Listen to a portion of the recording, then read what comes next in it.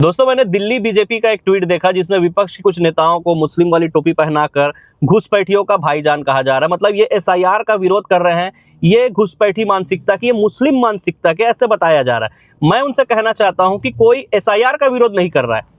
SIR पहले भी देश में हो चुका है। ये हड़बड़ी में जो एसआईआर किया जा रहा है, जिसके चलते 32 बीएलओ, मतलब ये कोई छोटा नंबर नहीं है, 32 बीएलओ, एक बंदे को शादी करने के लिए छुट्टी नहीं दी गई। बताइए, वो जिस मुहूर्त पे उस बंदे की शादी थी, उस मुहूर्त में उस बंदे की अर्थी उठी क्योंकि उस बंदे ने सुसाइड कर लिया।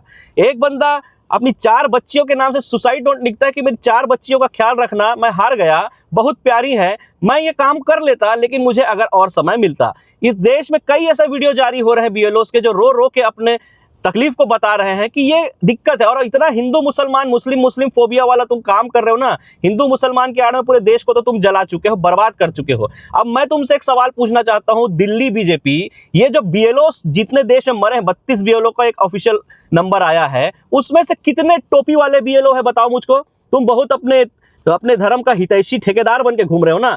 कितने टोपी वाले बीएलओ हैं उसमें? और अगर टोपी वाले नहीं, तिलक वाले बीएलओ हैं, तो क्या किया तुमने उस बीएलओ के परिवार के लिए? तुम तो इतने बेकार, इतने घटिया लोग हो तुम लोग बीजेपी वालों। तुम इन बीएलओ को ना कल जिहादी बोल दोगे, क्योंकि एसआईआर के काम करने के बजाय ये सुसाइड कर रहे हैं। तुम इनको जिहादी भी बोल दोगे, उसमें कोई शक नहीं है, कोई आश्चर्य नहीं, क्योंकि तुम्हारा कोई जात नहीं है बीजेपी, ना ही तुम्हारा कोई धर्म है। तुम्हारा धर्म सिर्फ एक है, और वो है तुम्हारे पप्पा जो बैठे हैं अभी सत्ता में। वही तुम्हारा धर्म है, वही तुम्हारा देवता है। उसके चक्कर में तुम खुद अपना धर्म, जो ओरिजिनल धर्म जो शिक्षा देता है, उस चीज को भूल चुके हो।